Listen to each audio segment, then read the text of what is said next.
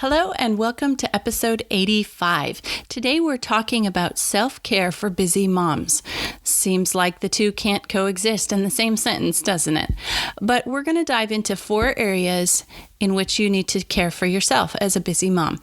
And in each of these 4 areas, we're going to show you both ways to care for yourself and how to find time. So let's talk about physical, mental, emotional, and spiritual self-care for busy moms.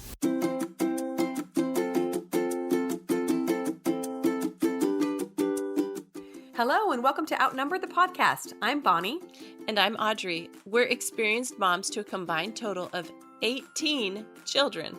Our mission is to help overwhelmed parents find peace in parenting and humor in the chaos. Come join us as we attempt uninterrupted conversation about parenting with joy and intention.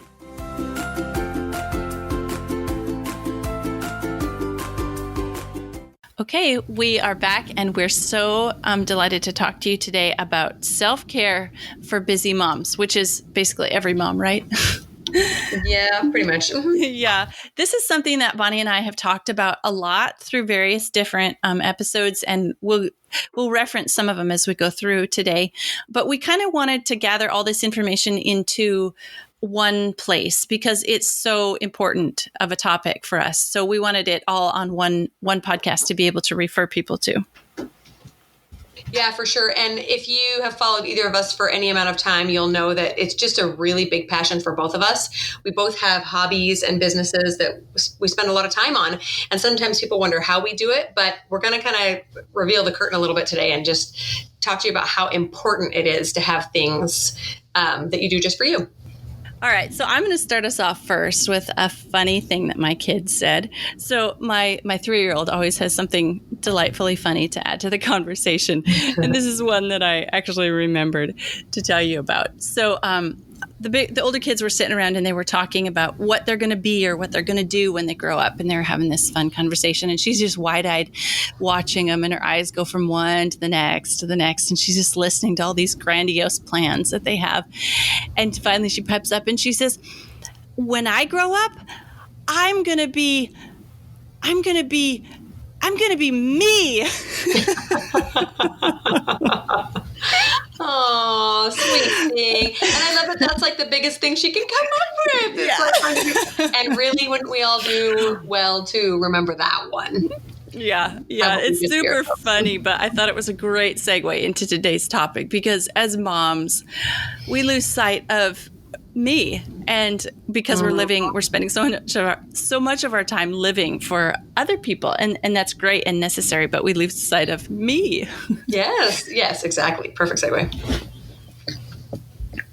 Okay, so we're going to divide this topic today into 4 areas that we think that we need to take care of ourselves as busy moms: physical, mental, emotional, and spiritual. And we're going to dive deep into each of those and tell you about ways that we try to take care of ourselves, and you should try to take care of yourself in each of those 4 areas. We're specifically going to tackle the maybe misguided thought that I don't have time to take care of myself, or I don't have any extra time. You know, my plate is already full, because we would argue that taking care of yourself in all these different 4 areas is the most important. So just keep that in the back of your mind. Yeah, Bonnie, don't you have a video that you did about put on your own mask first? And this is talking about an oxygen mask on an airplane.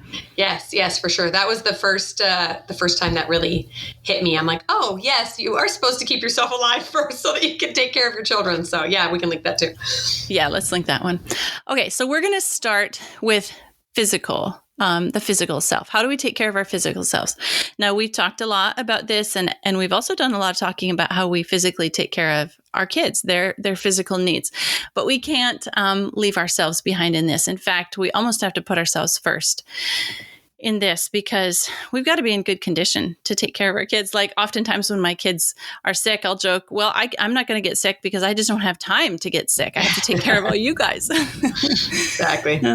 Yeah. So, all right. So physical ways that I try to take care of myself are a nutrient-dense diet.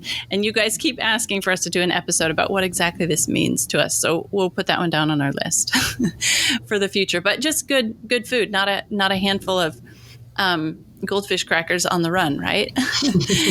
A regular exercise and then sleep. Super important to have enough sleep. And Bonnie and I did talk a lot about this aspect of taking care of yourself in our episode 64 on body image. So if you need a refresher, be sure to go listen to that one too.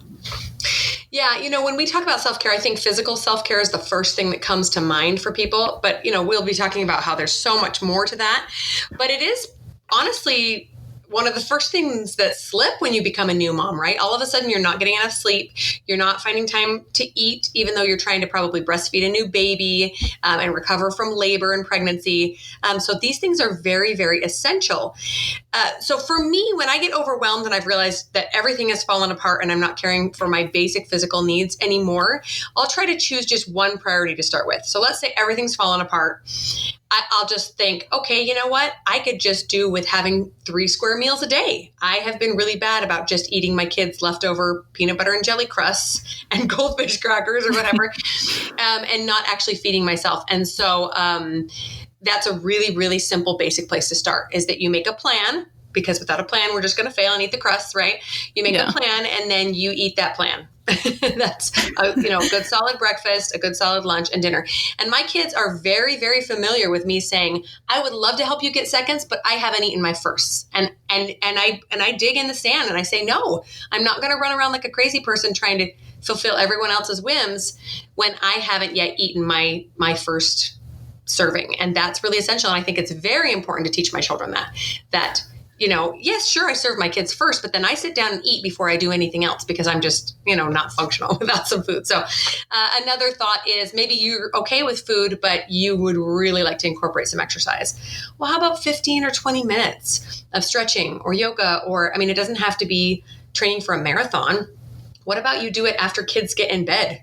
Or I know before they wake up is hard for a lot of people, but what about in nap time, you lock yourself in your room and you do a little exercise video on YouTube or something? But that's just my key, is to just choose that one priority. Yeah, such a good idea. I find it pretty ironic that I am drinking a cold cup of tea. We're recording this at 4:00 in the afternoon, and here I sit drinking a cold cup of tea that I made myself at 10 o'clock this morning. So, still working on that. It won't always be perfect. Let's just put that out there. Yeah. Oh, yeah. And then sleep. Sleep is so important. But we should just kind of plan to go an hour to bed an hour earlier, because we know how much our sleep is going to get interrupted in the night by kids. It just is. Right. And, maybe not every night. So maybe, wow, I didn't get interrupted at night at all tonight. So I get to wake up an hour early in the morning, because you just naturally wake up an hour earlier because you went to bed an hour earlier. But sleep, goodness, that's so important.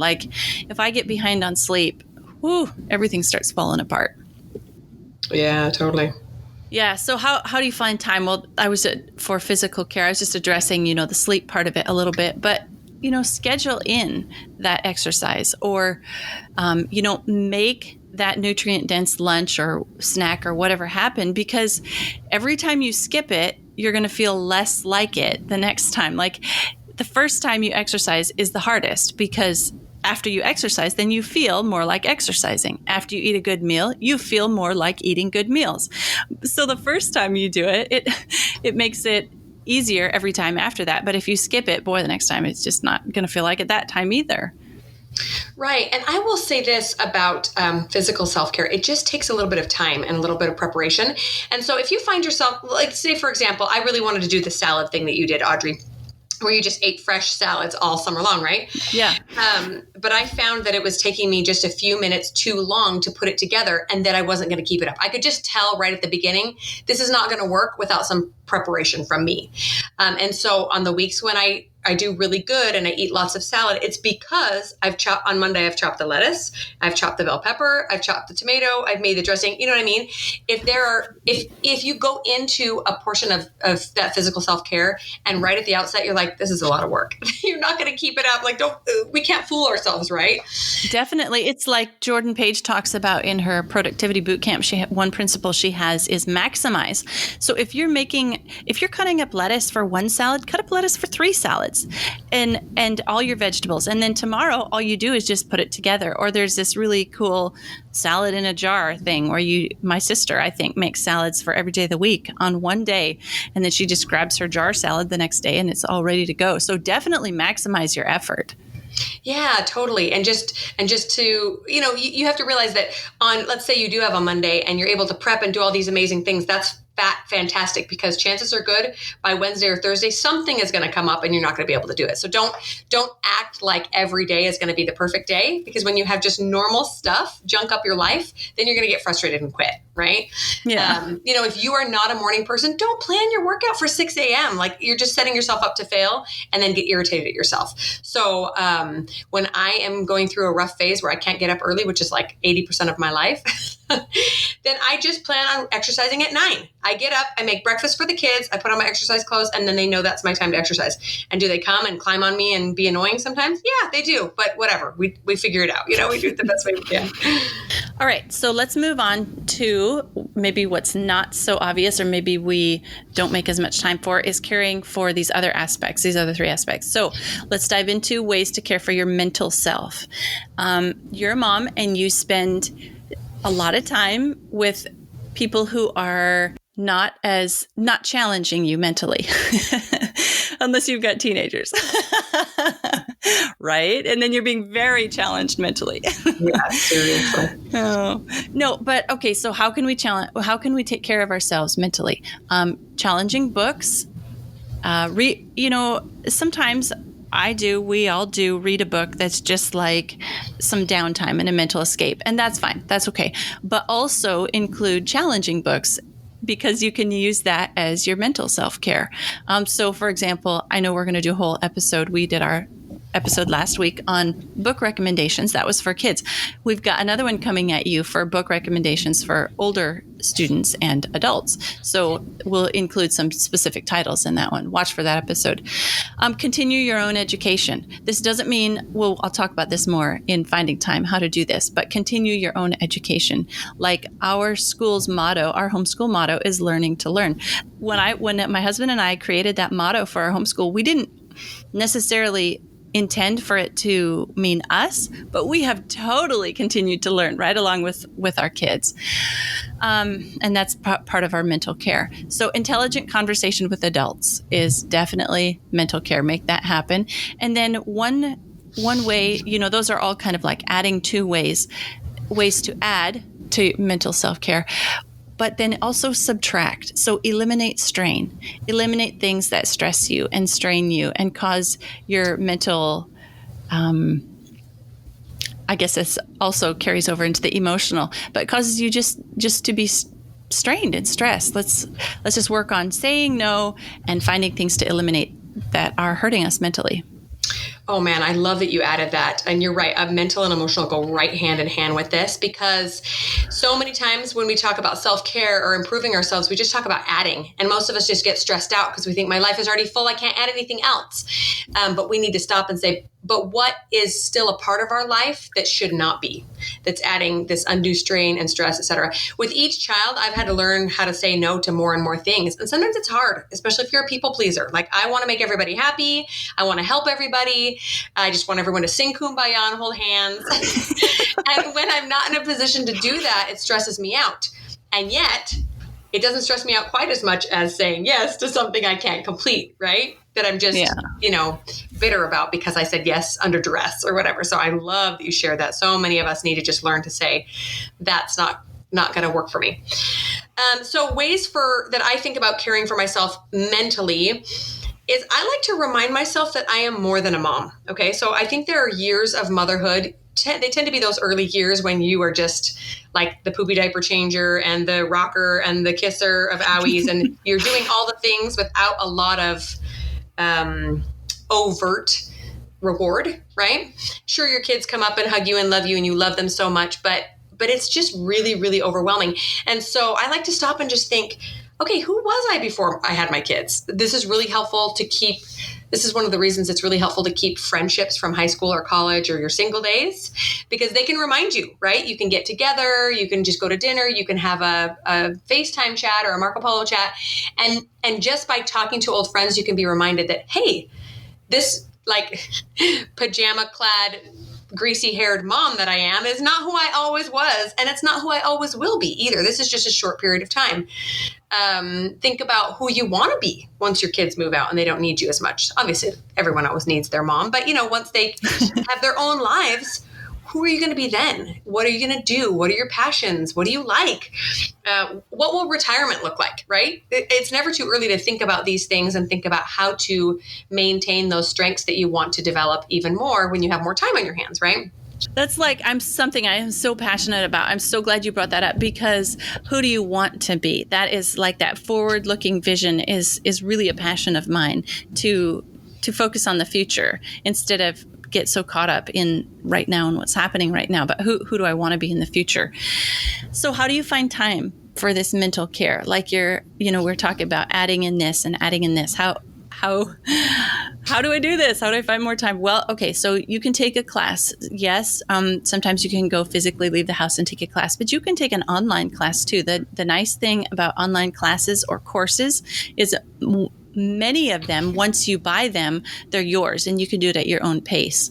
Or some of them, have a year expiration date, but it's your own pace kind of thing.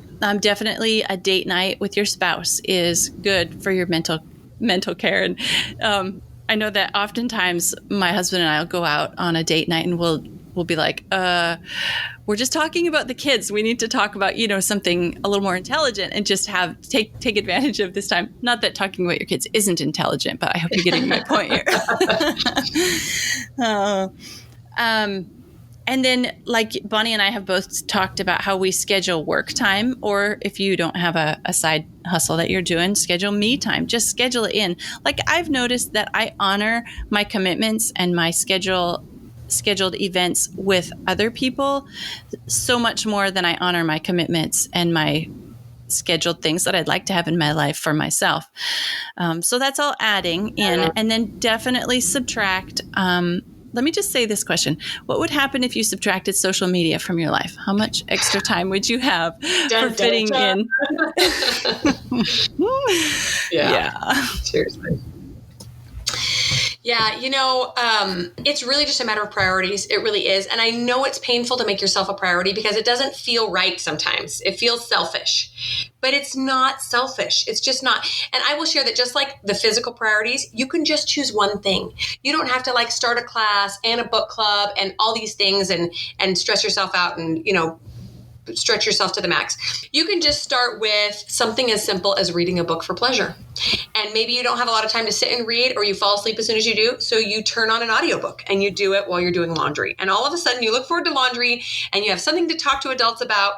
And maybe you choose after the book is over to Marco Polo your favorite group of friends and say, you guys have to read this book and then get on and tell me what you thought about it. And you guys can have a fun discussion about it. That takes almost no extra time out of your schedule. And yet all of a sudden you have something to look forward to. You have an intelligent conversation to have with other adults.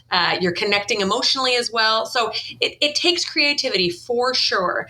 But you have to treat your own mental health and emotional health and every one of these as importantly as you would a child's doctor appointment. Your kid has to go get surgery. You're not going to skip the appointment.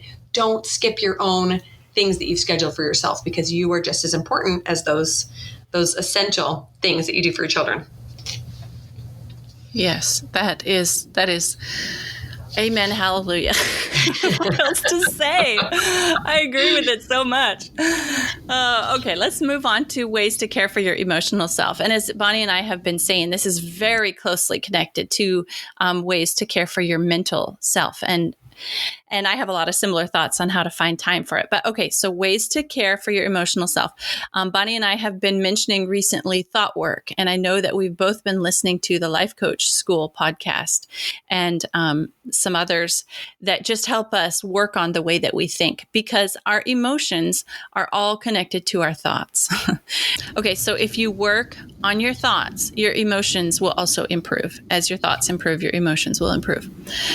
I just have to mention this because it was in one of the early episodes of the Life Coach School podcast that I've been listening to. So I have found so much value in this that I have gone back to episode 1 and started there.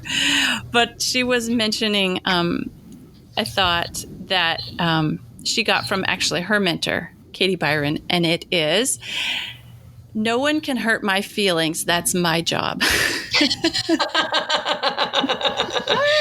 Yeah. Yeah. The idea behind that is that the way that we think about things is completely affecting the way that we feel about things. So, yeah. All right. Moving on. A wide variety of friends is really good for our emotional self because it's not healthy. And it's not a good idea to have like one friend that we rely on for 100% of our emotional and everything else. So just a wide variety of friends. So maybe, to one friend, you can discuss this topic and another friend you can maybe exercise with, and then with another friend. So a wide variety of friendships. And also, as a part of this, healthy relationships is good for your emotional self. You know how interacting with other people, that interacting with some people just kind of makes you feel drained and sick. And then other relationships make you feel so invigorated and inspired. And emotional self-care means you have healthy relationships, those that build you and help build other people too. Oh yeah, I love that you added those two connected, because I've had relationships where on the outside, nothing looks amiss. It looks like a great relationship. And yet when the person calls, or I think about texting or getting together or whatever, there's just kind of a pit in my stomach. Yeah. And I've finally been able to have the courage to just let those relationships go. And it doesn't have to be dramatic, and it doesn't even have to be something that involves the other person. You can just be less available for this relationship because it doesn't good. And that is completely okay. It's more than okay. It's necessary for you and your emotional health. And the variety of friends is an interesting concept too. I hadn't thought about that, but I've realized that I've created that because I have a lot of aspects to my life, right? So I have one friend who has a lot of kids. It's not Audrey, but it's another big family friend. And wait, are you saying that I'm not your friend? Is that what you just said? I have another friend with a lot of kids too, not just you. But we talk a lot about big family stuff that other friends wouldn't understand, right? Like, oh my gosh, what's your grocery budget now? Are your kids eating you out of house and home? Or another friend that is like my business buddy that I talk about all the time, when I'm trying to come up with a business plan or a motivational thought to get me through work stuff. So that is totally, totally healthy and normal. You can't expect one friend or like three friends to be everything for you, and of course your spouse should probably be one of those friends that you're talking to a lot, right? Definitely. So yeah, I would also highly recommend Life Coach School podcast, Jody Moore's podcast for rooting out those negative thought patterns. And sometimes, like you said, we're not even aware of them. We're just aware of the negative feelings surrounding something. But if there are negative feelings, then that means there's negative thoughts fueling them. And so that's a really powerful thing to be able to find and crush, to fix. I'm also a big fan of therapy. Professional therapy is also extremely helpful for those relationships and issues that you just can't seem to get a handle on yourself. And I really, truly believe that we have the power to overcome any obstacle in our life with the right tools, even the ones that just seem completely impossible. I've seen friends and family members go through things that were just unspeakable, horrible, tough times in their lives. And yet with the right kind of emotional tools, they've been able to come out on the other side just healthy and happy and vibrant. And that's what I want for all of us moms, that there are some really tough things that are a part of motherhood and some wonderful things. But if we have the right tools, we can get through those tougher times. Okay, now we're going to move on to finding time for this emotional care that we know is so important to all of us. So Bonnie was talking about listening to podcasts while you're folding laundry, and then you actually look forward to laundry, or listening to while you take a walk every day, or a couple times a week you schedule a walk, and use that time also for listening to a podcast, listening to whatever you need to listen to help your emotional care. She also mentioned Marco Polo with friends. That one I really like because, time is a big issue. So like I found myself in early motherhood letting a lot of friendships go because I just did not have time, like really good, healthy friendships. I just didn't have time to, spend time physically or over the phone or whatever. But the beauty of like Marco Polo, or, choose your favorite app that you can communicate with, is that like a WhatsApp or something, that you can leave a message or a video or a text or whatever, and then respond to it in your own time, watch their video or So you have to adjust how you do time. Like, again, referring to Jordan Page, on her Instagram, she often talks about how while she's cleaning up her kitchen at night, she's catching up on Marco Polos with her friends. And so that's the beauty of it. We can do it on our own time. And then another thing for emotional self-care is develop a fulfilling hobby, something that you really love and that you make time for. This feeling, how you just love doing something. For Bonnie and I, it's often sewing, and we just sneak away 5 minutes here, 10 minutes there, half an hour there, or maybe every, a whole Saturday once a month. And we just spend it sewing because that fills us up so much emotionally and mentally and helps us feel so good. And when you love something and it really fulfills you like that, you make time for it. You put aside other things that aren't filling you up, and you make time for these things that really do help you out. Yeah. And I love that you said it's both emotionally and mentally fulfilling, because the nice thing about a hobby is that you're learning things at the same time, right? Yeah. Like you are learning how, a skill, if it's like some sort of craft or creative thing, or you are learning, about some historical time frame because you're reading this awesome historical fiction, etc.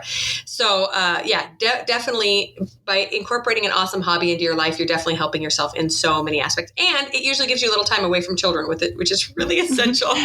Yeah. A while ago in the sewing community, there was this push to move away from the hashtag selfish sewing and use the hashtag self-care sewing, because just changing the whole mentality around it. Exactly. Okay, so for emotional care, and some of my tips are going to roll right into spiritual self-care as well. But these include listening to uplifting messages. So this could be something like a podcast. It could be a speech from a church leader. It could be scripture. It could be reading uplifting blogs, or just really interesting articles, audiobooks, which are always easy to incorporate when you don't have time to read. Friend time is so essential, like we said, Marco Polo, or just in-person time. I know that can't happen quite as often, but what about once a month, or what about once a quarter? You make a time to have lunch with a friend you haven't seen in a while. And having safe places and people to talk with about your fears and anxieties. And like I said, this ideally would be a spouse or a number of friends. But if that's not the case, or if you need somebody else in addition to those people, then, a life coach or a professional therapist are all wonderful people to have on your team to help you sort through feelings that you can't deal with on your own. Absolutely. And motherhood brings up a lot of self-examination that we need to work through. Yeah, for sure. All right. Rolling right into our last aspect of self-care is ways to care for your spiritual self. We have a whole podcast on prioritizing what matters. And so in this, go listen to that episode to listen how a lot of ways that we make what matters to us priorities. But so for me, spiritual self-care, this is my daily, the first thing that I do is I spend time in prayer and studying, reading the Bible and meditating. So besides just reading these things, I do take time, and this is can cross over a little bit into mental self-care for myself. I do study the scriptures, not just read them, but and meditate on them. But like I'll choose one topic and I'll go through the whole Bible and I'll study this topic in the Bible. Like a recent one study that I'm currently in the middle of is the word and topic of free and freedom through the Bible. So I'll just get out, I got this little notepad that I do my studies in, and I just go through the Bible and I just start finding every scripture reference that mentions free or freedom. And so just like a deeper dive, a deeper study. And this really does things for me spiritually. I also make sure to spend some quiet time in meditation. So on some of my walks, I don't listen to a podcast or, music or anything. I just have like the quiet out in nature, the quiet time. And I definitely need to be connected to a higher power than me, connected to the divine, so that this is because there's a part of me that is spiritual, and it has to have that spiritual care from its creator, its maker. Oh yeah, I love how you put that. For me, it's drives. Like when I drive alone, I get in the car and I'm just so tired of noise that I don't turn on the radio and I don't turn on any podcasts, and I just sit and think and allow myself to be open to, spiritual promptings or thoughts, or sometimes you just have something that's been causing you trouble or anxiety, and you just kind of mull it over for a while, and all of a sudden pieces just start falling together. I'm like, I'm not doing that, right? Like I'm gaining these solutions from a higher power because I'm allowing myself to be silent and still. And that is so hard as a parent. I get it. Like just non-stop noise. But when you're starting to feel that barrage of like stress because it's just one thing after another, that should be our clue to step away, lock yourself in the bathroom, go for a walk, whatever it takes, drive to the gas station and back, and allow yourself some of that quiet time to just think and ruminate and pray if you need to. But I love that. So I covered a little bit of this in emotional self-care, some of my tips for caring for yourself spiritually. But I will say right up front that I have to remind myself that everything starts to fall apart when I'm not grounded spiritually. When I am not taking time to both like get more spiritual inspiration through scripture or whatever, and also to pray, then all of a sudden everything seems harder. Like my relationships are harder.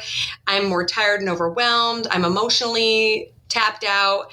And every time this happens, I'm like, what's going on? Oh, it's been a week since I've read my scriptures, or it's been some time since I've had quiet to just, think and receive that spiritual nourishment. So I don't know why it works that way, but it just does. And I love how you put that we're spiritual beings that need to be fed and nourished from our creator. And that's just, regardless of what you believe, it's just a fact.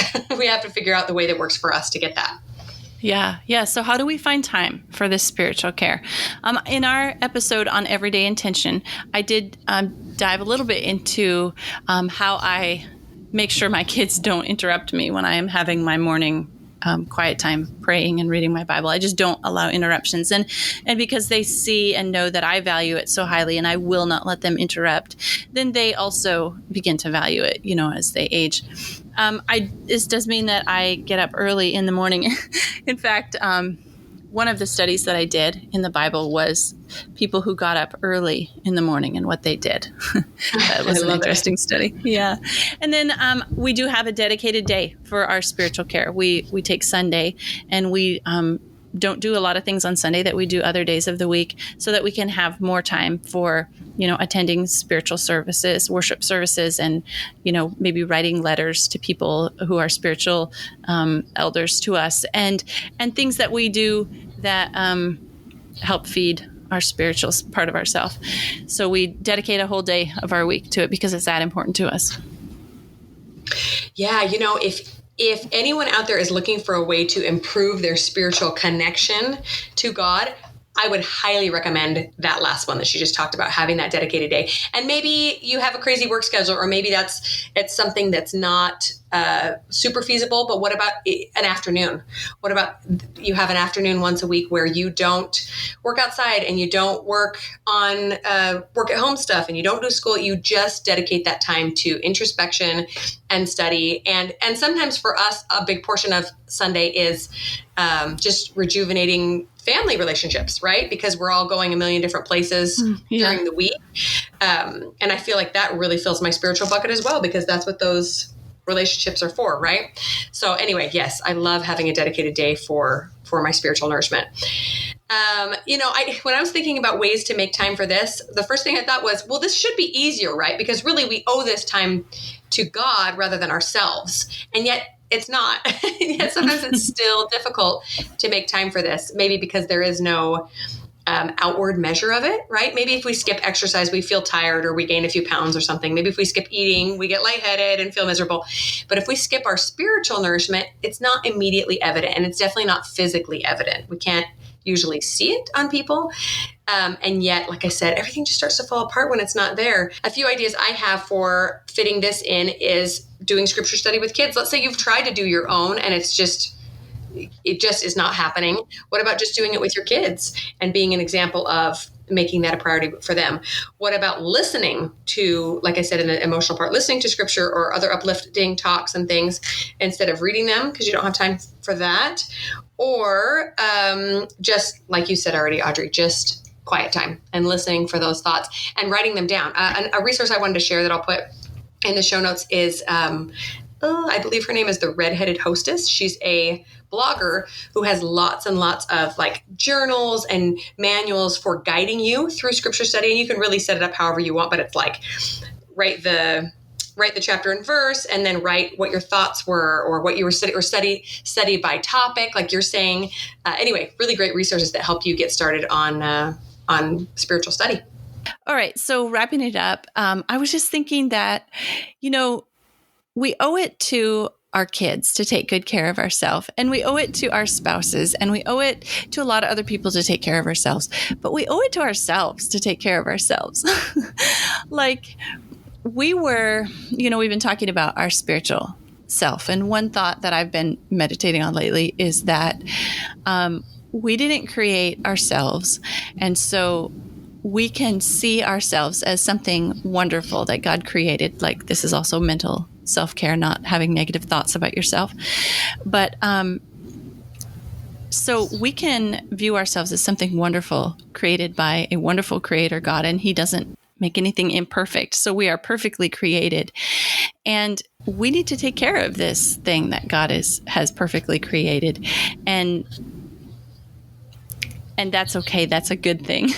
So and when we take care of ourselves, this is why I say we owe it to others. When we take care of ourselves, then the way that we interact with others is healthier all around. It's healthier physically, like when we feel better, we can make better meals for our kids.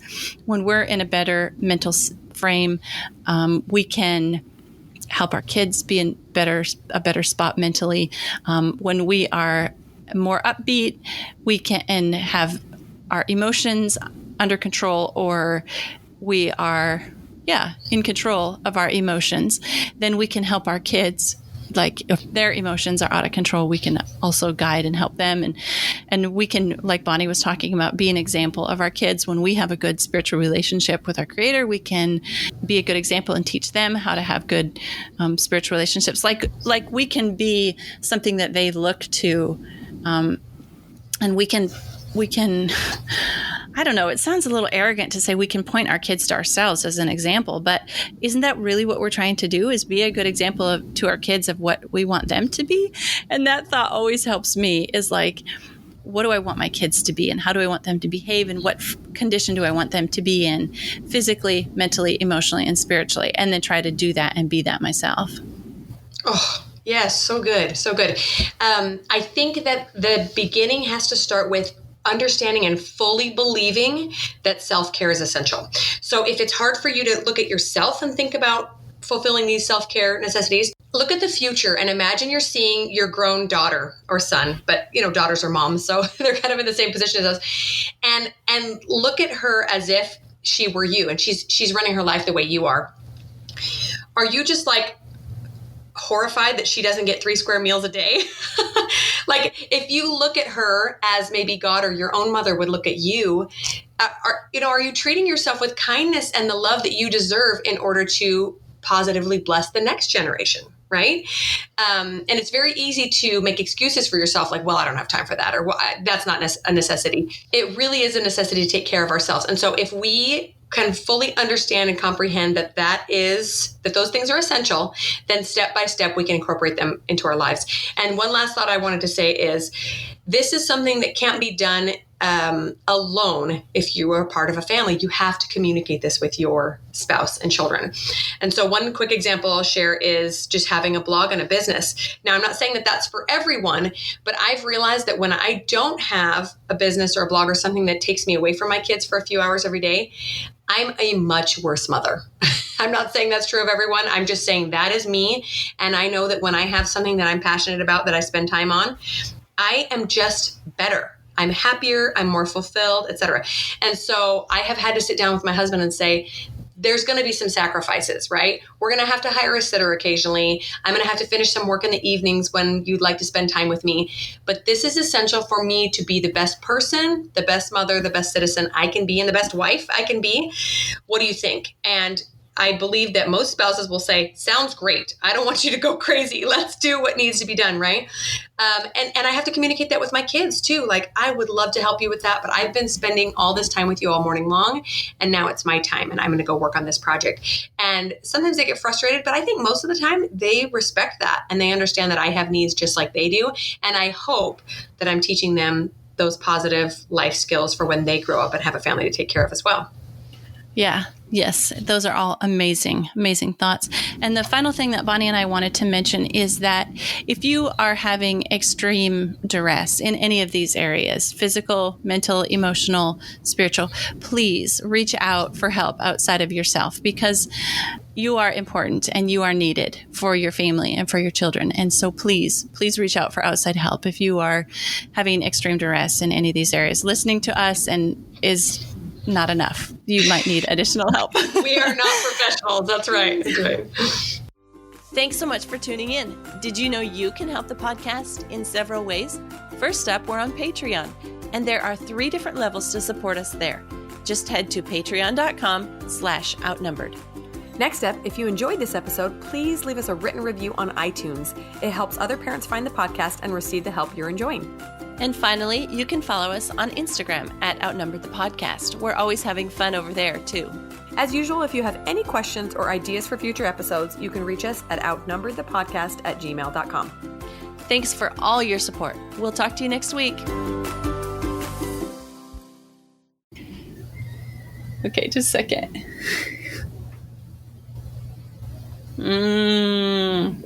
Okay. Pause. I wish I could pass you through the microphone here. My kids, out in the orchard, we have apple trees. Mm-hmm. And the kids took it upon themselves. They noticed the apples were starting to fall. So they got out the cider press in the garage. We got one of these old time 100-year-old ancient cider presses. And they just brought me a mug full of apple cider. Sounds so good. I can't believe apples are falling already. Yeah, some of the early ones are. Wow. Okay. All right, I forgive them for that interruption because they brought me apple cider. Seriously, I love apple cider. I have so many awesome memories of living in Michigan. We go to the orchard, buy donuts, and drink cider, and oh my gosh, so delicious. Yes, that's what we were doing. That's getting on that time of year. All right, going back to spiritual self-care here.